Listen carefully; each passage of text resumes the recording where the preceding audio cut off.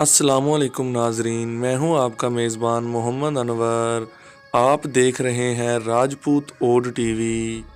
ناظرین، آج کا جو ٹاپک ہے وہ پاکستان میں آنے والی راجپوت اوڈ برادری کے متعلق ہے کہ یہ قوم 1947 سے لے کر 2021 کا سفر جو ہے اس قوم نے کس طرح طے کیا اور ان کے سامنے کیسی کیسی مشکلیں آئیں اور کتنی آسانیاں آئیں اور اس قوم نے کیسے کیسے دور دیکھے۔ ناظرین، بات شروع کرنے سے پہلے ہمارا یوٹیوب چینل سبسکرائب کریں اور بیل آئیکن کو ضرور پریس کریں تاکہ اس قوم کے متعلق تمام نئی آنے والی ویڈیوز آپ کو جلد موصول ہوں۔ ناظرین، بات شروع کرتے ہیں پاکستان میں آنے والی راجپوت اوڈ برادری کی۔ جیسے کہ میں آپ کو پارٹ 1، 2 اور 3 میں بتا چکا ہوں کہ جیسے ہی یہ قوم پچھلے علاقوں سے ہجرت کر کے دلی اور ضلع فیروز پور بنگلہ فاضلکا میں کے آس پاس میں آ کر جو رہائش پذیر ہوئی تھی تو لگ بھگ اس قوم نے وہاں پر 60 سال کا عرصہ گزارا۔ ناظرین، 60 سال کی زندگی جو ہے اس قوم نے بنگلہ فاضلکا میں گزاری ہے۔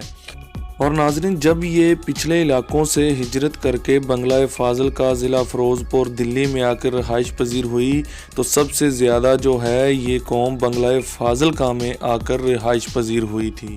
ناظرین، اس دور میں بنگلہ فاضل کے ایک غیر آباد علاقہ تھا تو اس قوم نے وہاں پر آ کر بنگلہ فاضلکا کو آباد کیا اور بنگلہ فاضلکا کے مختلف علاقوں میں آس پاس میں اپنے ڈیرے لگائے۔ اپنے ڈیرے لگا کر اس قوم نے وہاں پر کھیتی باڑی شروع کی اور جہاں جہاں یہ قوم مقیم تھی ان علاقوں میں کسی دوسری قوم کے نوجوان کا گزرنا بہت ہی مشکل ثابت ہوتا تھا۔ اس قوم میں پلتھے بازی سب سے اہم کھیل تھا۔ جہاں پر بھی اس قوم کا جھگڑا ہو جاتا اس قوم کے 2 نوجوان پورے گاؤں کو روک لیتے۔ ناظرین، پلتھا ایک ایسا کھیل تھا جو 6 سے 7 فٹ کے ڈنڈے پر مشتمل تھا اور اس قوم کے نوجوانوں نے کبڈی اور پلتھے کے کھیلوں میں کئی بار ہندوؤں اور سکھوں کو شکست دی۔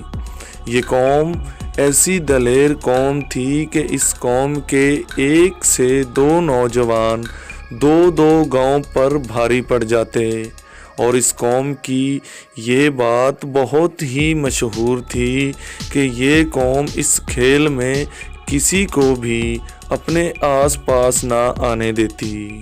اور اس قوم کا ایک نوجوان جس کا نام محمد عبداللہ تھا، جس نے اس دور میں دلی سے اعلیٰ تعلیم حاصل کرنے کے بعد بنگلہ فاضلکا میں 4 کونسلز پر ممبر تعینات ہوا، جس کو ممبر تعینات ہونے کے بعد قتل کرنے کی سازشیں وہاں پر شروع ہو گئیں۔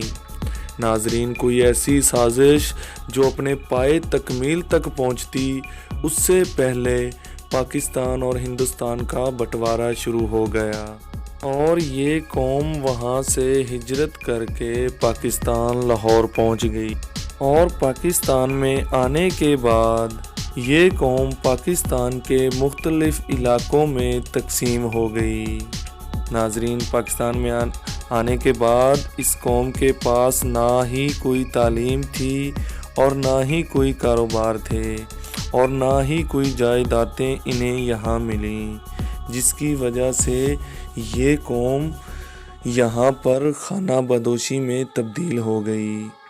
ناظرین، پاکستان کے مختلف شہروں میں اپنے اپنے خیمے لگائے۔ ایک شہر سے دوسرے شہر میں جانے کے لیے اس قوم نے گدا گاڑی کا استعمال کیا اور گزارۂ زندگی کے لیے اس قوم نے بھیڑ بکریوں کا چناؤ کیا۔ بھیڑ بکریوں کو چراتے اور ان کی خرید و فروخت کر کے گزر بسر زندگی کر لیتے۔ وقت اسی طرح کافی عرصے تک ناظرین پاکستان میں چلتا رہا۔ پھر اس قوم نے محنت مزدوری کا پیشہ اختیار کر لیا اور پاکستان کے مختلف علاقوں میں اپنی مزدوری کے جوہر دکھانے لگے۔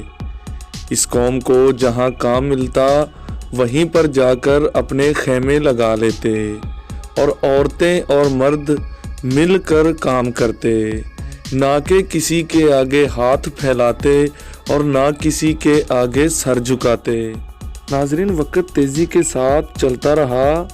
फिर इस कौम के एक नौजवान जिसका नाम मोहम्मद सुलेमान, जो कि सल्फ़ी के नाम से मशहूर थे, जिसने पाकिस्तान के मुख्तलिफ़ शहरों से आला तालीम हासिल की और फिर जनरल ज़ियाउल हक़ से मिले और इलेक्शन की टिकट हासिल की और उसने इलेक्शन में फ़तह हासिल की और फिर इस कौम के लिए जदोजहद की। और मोहम्मद सुलेमान की कड़ी मेहनतों के बाद ये कौम ऊपर की तरफ ना आ सकी, तो फिर मोहम्मद सुलेमान ने सऊदी अरब का रुख किया और मदीना मुनव्वरा से आला दीनी तालीम हासिल की और वहाँ शादी की और फिर 8-10 नौजवानों को सऊदी अरब में बुलवाया।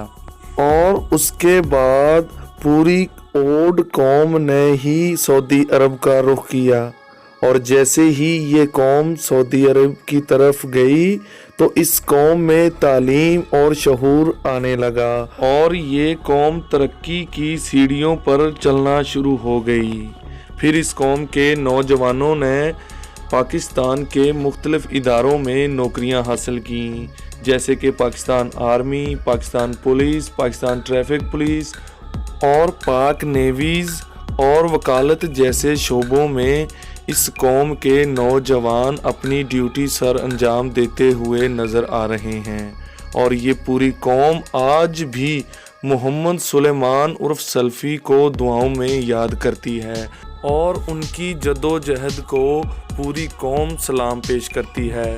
मोहम्मद सुलेमान और सल्फ़ी, जिनका ताल्लुक़ ज़िला खुशाब से था, और वो मोहम्मद सुलेमान उर्फ सल्फ़ी मोहम्मद अब्दुल्ला के बेटे थे। और मोहम्मद सुलेमान उर्फ सल्फ़ी की बदौलत ही आज ये कौम लाखों की तादाद में सऊदी अरब के मुख्तलिफ़ इलाकों में मेहनत करती हुई नज़र आ रही है।